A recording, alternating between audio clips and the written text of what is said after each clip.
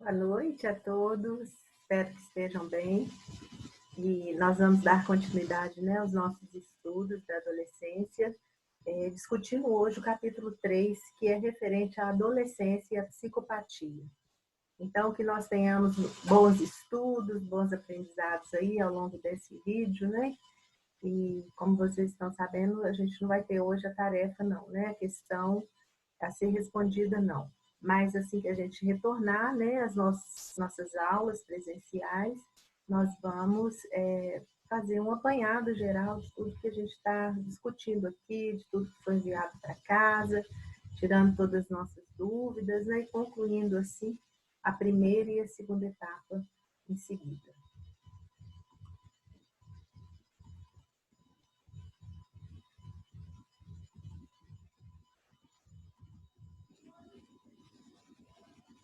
Bom, então o capítulo 3, ele refere-se à adolescência e à psicopatia, e nós vamos ver algumas características da adolescência, né, vista como uma psicopatia normal, né? Então a gente vai discutir aqui alguns pontos em comuns, né? Como é que se dá, né, como é que se dão essas características, né, ao longo do desenvolvimento aí da adolescência. Dentro desse capítulo, a gente vai ver que o luto pelo corpo, pela identidade, pelos pais infantis, é a base de todo o surgimento da identidade. Então, né, essa construção da identidade, a base dela, né, é a superação desses lutos pautados aí. Então, a introdução. A definição do papel feminino ou masculino na união e procriação e as mudanças corporais que acontecem durante esse processo são o ponto de partida das mudanças psicológicas e de adaptação social. Então, é importantíssimo que se defina qual é o papel, né, sexual a ser desempenhado agora na adolescência.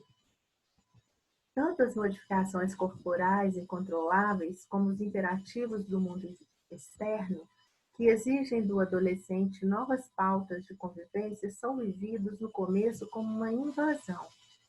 Isto leva como defesa a reter muitas das suas conquistas infantis, ainda que também coexista o prazer e a ânsia do alcançar o seu novo estado. Ao mesmo tempo que esse sujeito deseja desenvolver e tornar-se um adulto, ele ainda fica muito apegado e preso, né, muitas vezes, às questões infantis, né, de sua vida, como uma forma de defesa mesmo, né, para a angústia, para o sofrimento, para a vivência desses lutos que ele tem que passar. Também o conduz a um refúgio em seu mundo interno e, a partir daí, poder ligar-se novamente com seu passado e, a partir daí, enfrentar o futuro. O mundo interno, construído com as imagens paternas, será a ponte através da qual escolherá e receberá os estímulos para sua nova identidade. Mais uma vez, né, aqui os autores reforçam a importância das relações entre os pais e os filhos, na infância, desde a infância, né, e especialmente agora na adolescência. O adolescente vai se modificando lentamente e nenhuma pressa interna ou externa favorece esse trabalho, pois, como toda elaboração de luto, exige tempo para ser uma verdadeira elaboração e não ter as características de uma negação maníaca. Então, aqui ele fala que a pressa, né, apressar esse processo de desenvolvimento do adolescente, isso vai prejudicar muito, né, na elaboração dos lutos que ele precisa fazer. Porque o luto, ele pede um tempo, e esse tempo, ele é individual. Cada pessoa vai passar por esse luto, né, por esses lutos com tempos diferentes. O luto pelo corpo. A perda que o adolescente deve aceitar ao fazer o luto pelo corpo é dupla. A de seu corpo de criança, que lhe impõe o testemunho da definição sexual, e do papel que terá que assumir, não só na união com o parceiro, mas também na procriação.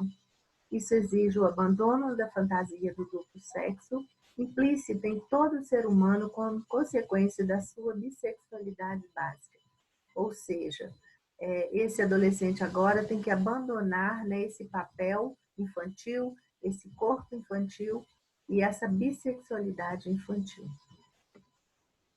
A atividade masturbatória também se produz nessa época uma atividade masturbatória intensa, que surge não só como tentativa de descarregar as tensões genitais, mas também para negar onipotentemente que se dispõe de um só sexo e que para a união precisa-se da outra parte. Então, a atividade masturbatória, ela se presta a esses dois papéis. É como que uma tentativa de continuar, de manter, né, a bissexualidade infantil. É por essa característica de negação onipotente da realidade, ou seja, não é possível, né, existem sexos diferentes e eu vou ter que assumir um papel, né, sexual agora, a partir da adolescência. Essa diferença dos sexos, né, que a masturbação deixa sempre um remanescente de angústia, mesmo quando consegue a descarga de tensões. Há sempre talvez um sentimento de culpa, né, uma angústia por estar, né, nesse processo, dessa necessidade dessa atividade masturbatória. Mas ela é necessária e ela cumpre um papel aí na adolescência. A elaboração do luto. A elaboração do luto conduz à aceitação do papel que a puberdade lhe destina. Durante o trabalho de luto surgem defesas cuja finalidade é negar a perda da infância. A angústia e os estados de despersonificação que costumam acompanhar a menstruação e o aparecimento do sêmen têm o significado defensivo de não aceitar que é no próprio corpo que se estão reproduzindo essas mudanças. A prova de realidade do crescimento do seu corpo poderia verbalizar-se assim: não sou uma criança, perdi a minha condição de criança. Os meus pais não são os pais de uma criança, mas os pais de um adulto. Eu tenho que comportar-me como um adulto, assim como o meu corpo. O luto frente ao crescimento implica o ego e o mundo externo e os desníveis entre o crescimento do corpo. E a aceitação psicológica desse fato são maiores quando o corpo muda rapidamente, incrementando-se a angústia paranoide de ser invadido.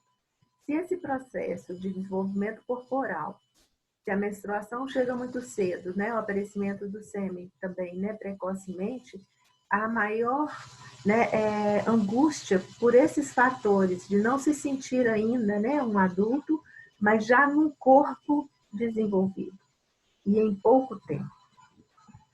Então, a busca da identidade é só quando o adolescente é capaz de aceitar simultaneamente os dois aspectos, o de criança e o de adulto, ele pode começar a aceitar de maneira flutuante as mudanças do seu corpo e começa a surgir a sua nova identidade. Então, a nova identidade, ela é necessária, né? A construção dela, ela é baseada nessa aceitação dos aspectos infantis que já estão indo, né? Que vão ficar para trás, mas que também estão muito presentes, e os aspectos de um adulto que ele precisa ainda se desenvolver. Esse longo processo de busca de identidade ocupa grande parte da sua energia e é a consequência da perda da identidade infantil que se produz quando começam as mudanças corporais. É nessa busca de identidade que aparecem patologias que podem confundir habitualmente uma crise com um quadro psicopático, um neurótico de diferente tipo ou ainda psicótico, especialmente quando surgem determinadas defesas utilizadas para iludir a depressão, assim como a má-fé, a impostura, as identificações projetivas em massa, a dupla personalidade, as crises de despersonificação, as quais, quando se consegue elaborar os outros assinalados, resultam passageiras.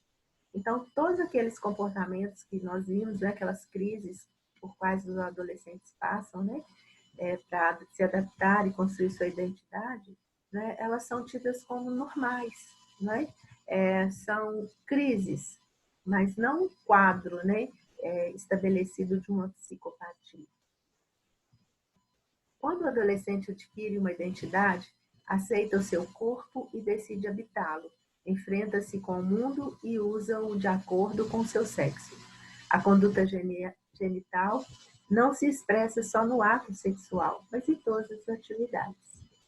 No adolescente, as modificações em seu corpo levam-no à estruturação de um novo ego corporal, à busca de sua identidade e ao cumprimento de novos papéis. Então, as perguntas básicas são essas. Quem sou eu hoje? Quem sou eu? Se eu fosse você, eu sou como você? Eu sou como todos? São as perguntas que diariamente o adolescente se faz. O adolescente se apresenta como vários personagens, às vezes ante aos próprios pais, mas com maior frequência ante as diferentes pessoas do mundo externo, que poderiam nos dar dele versões totalmente contraditórias sobre seu amadurecimento, a sua bondade, a sua capacidade, a sua afetividade, o seu comportamento, inclusive no mesmo dia, sobre o aspecto físico. Por isso, né, às vezes, muitas vezes, quando os pais, já citei esse exemplo, né, quando o vizinho fala, né, do filho, né, adolescente do seu vizinho, os pais ficam até desconfiados, assim, por quê? Não é esse o filho que eu tenho que se apresenta na minha casa, né? Então, há uma mudança aí nesses personagens, né, muito diferentes entre aqueles que se apresentam em casa e aqueles que se apresentam fora de casa. As flutuações de identidade se experimentam também nas mudanças bruscas, nas notáveis variações produzidas em poucas horas pelo uso de diferentes vestimentas, mais chamativas na jovem adolescente e igualmente notáveis também no rapaz. Então, a forma de se vestir, não é? Também são formas de se apresentar um personagem ou outra personagem, né, de uma forma ou de outra forma. Não só o adolescente padece esse longo processo, mas os pais também têm dificuldades para aceitar o crescimento em consequência do sentimento de rejeição que experimentam frente à genitalidade e à livre expansão da personalidade que surge dela. Ou seja, os pais meio que desconhecem, né, esse novo indivíduo que está surgindo ali, e que é um indivíduo que já está com a sua sexualidade madura. Então, para os pais aceitarem isso é um pouco difícil e, às vezes, muitos pais, né, querem manter aquele filho ainda na infância.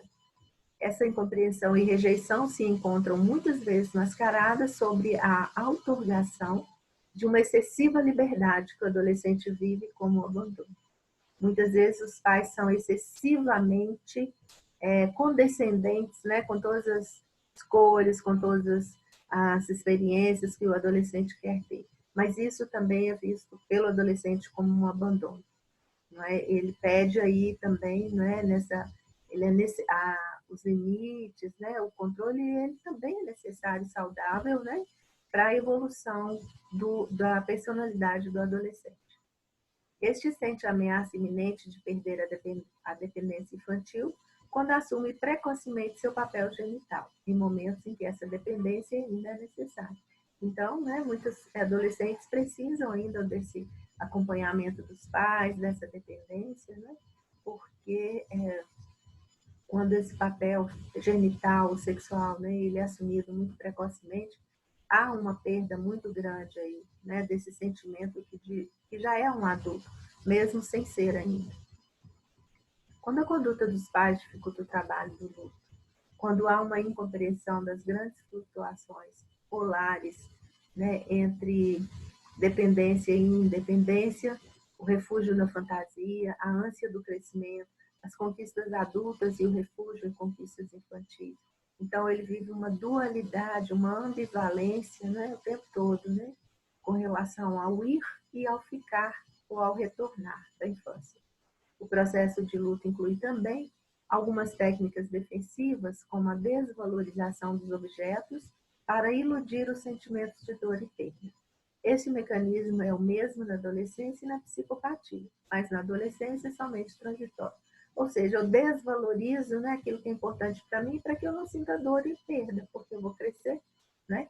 A busca de figuras substantivas dos pais, através das quais vai se elaborando a retirada de cargas. Então, as figuras substitutivas dos pais, os pais dos meus amigos, os professores, os ídolos, pessoas, né, líderes religiosos. Então, esses são como pais substitutos. Essa fragmentação de figuras parentais serve às necessidades e dissociação de bons e maus aspectos paternos, maternos e fraternos, o que traz junto, às vezes, transtornos de identidade. A planificação e ideologias. A crise puberal determina o autismo defensivo e a impotência despertada pela contínua frustração frente ao mundo real externo dificulta sua saída em direção a esse mundo e leva-o a refugiar-se na planificação e nas ideologias. Nós já dissemos, né, que um aspecto do adolescente é buscar, né, intelectualização, onde ele busca filosofia de vida, onde ele busca explicar o mundo, ele traça planos, né, para a vida dele, planos para as pessoas, para tudo que ele vai fazer. Então, circularmente, essa planificação e essas ideologias defensivas, quando se estabilizam, podem isolá-lo cada vez mais do mundo.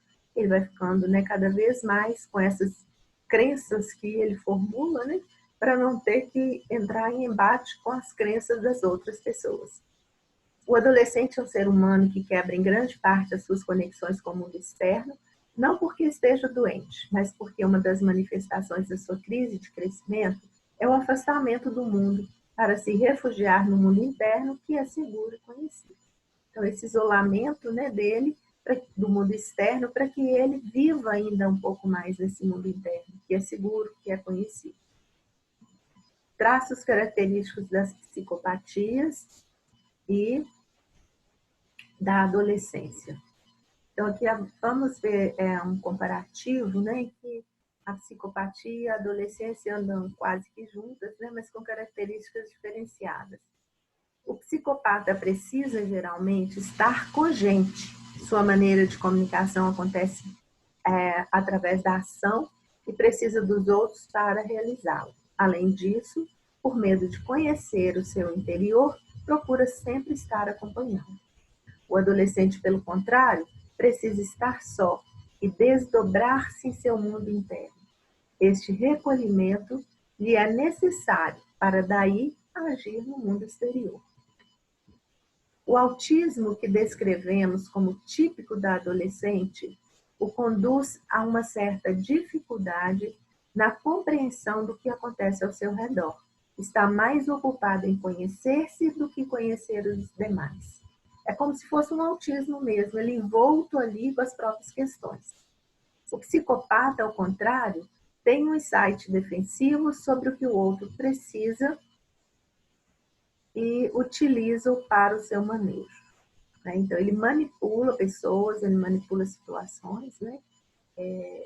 Então, esse é uma defesa, né, contra toda essa angústia aí do crescimento e da despersonalização que o psicopata percebe. No psicopata é manifesta a compulsão a agir e a dificuldade para pensar. E a ação não tem valor instrumental de adquirir experiência. Ele age pelo agir, porque essa é a comunicação do psicopata. O adolescente pensa e fala muito mais do que age. Acredita na comunicação verbal e dela precisa. Frustra-se quando não é escutado e compreendido. Então, o adolescente se fecha, né, quando ele não encontra adultos dispostos a escutá-lo, a compreender como é que ele pensa sobre o mundo, quais são as ideias que ele tem, né, que tipo de conceitos que ele tem de mundo. Então, ele fica muito frustrado e sente-se não compreendido, né? Por isso, até a busca fora de casa, né, de pessoas que possam ouvi-lo, como os companheiros, por exemplo, que estão vivendo as mesmas situações. Quando se produz um fracasso repetido nessa comunicação verbal, pode recorrer-se à linguagem de ação e isso torna muito evidente na compulsão a roubar ou na realização de pequenos atos delitivos. Nesse momento, o adolescente entra já em certa psicopatia. Na adolescência, a comunicação verbal adquire o significado singular de um preparativo para a ação. E como a palavra está investida de uma onipotência semelhante à que tinha na infância, falar de amor equivale ao próprio amor. E não ser entendido em suas comunicações verbais implica em não ser estimado na sua capacidade de ação. Então, é como se ele se sentisse uma pessoa inadequada, uma pessoa que não vai saber agir, né? Por não ser escutado, por não ser ouvido, né? Não saber como se comunicar. Então, nós temos como conclusão que a formação da identidade começa com a própria vida, mas a conquista da identidade sexual exige a livre experimentação e atravessa flutuações. Nesse sentido, os tabus e proibições sexuais e as inibições genitais dos pais e professores não só a atrasam, mas podem conduzir à sua patologia. Então, o acompanhamento, né, a visão de que a sexualidade ela é natural no ser humano, né, e essa livre experimentação ela vai acontecer, né, consigo próprio, né, o adolescente com ele mesmo e com outras pessoas, né, com pessoas que ele vai se relacionar. Isso é do processo, né? Então, esse é saudável, se bem conduzido, se bem orientado, ele vai proporcionar uma identidade sexual madura na idade adulta. No bom desenvolvimento, a aceitação da vida conduz à aceitação da morte como um fenômeno dentro da evolução. Leva a uma maior capacidade do amor e de gozo e a uma maior estabilidade das conquistas. Ou seja, viver a vida em plenitude, né? É aceitar que a morte é um fenômeno dentro da evolução. Em troca, se os sentimentos de perda são negados, como no psicopata, não existe o cuidado pelo objeto nem por si mesmo. O afeto está negado e a capacidade de gozo na vida diminuída. A elaboração do luto pelo corpo infantil e pela fantasia do duplo sexo conduz à identidade sexual adulta, à busca de parceiro e à criatividade. Muda, assim, a relação com os pais, adquirindo as características das relações do objeto adultas. A conquista da identidade e a independência levam a integrar-se no mundo adulto e a agir com uma ideologia coerente com seus atos. O psicopata, por um fracasso na elaboração desses lutos, não consegue a verdadeira identidade e a ideologia lhe permitiriam conseguir esse nível de adaptação criativa. Aqui tem um errinho, tá, gente? Vocês desculpem, esse nível de adaptação criativa, né? Ou seja, a adaptação ao mundo adulto, né? Ela vai depender, então, novamente, né, dessas perdas, da elaboração de todas as perdas que estão em jogo quando surge aí, né, as primeiras modificações do corpo, né, já na puberdade e caminhando, né, para a adolescência. Então, essas são as características, né, as diferenças, a ideia, né, dessas questões sexuais, né, serem muito importantes nessa fase, né, a importância dos pais estarem ao lado dos filhos, né, adolescentes, conduzindo bem esse processo, né, isso é importantíssimo. Então, a gente vai parar por aqui e vamos dar continuidade ao estudo, né, nos outros capítulos, até a aula que vem. Muito obrigada a todos, eu agradeço de coração, um beijo, saudades são muitas, né, mas a gente sabe que daqui a pouquinho, se Deus quiser, a gente vai estar encontrando.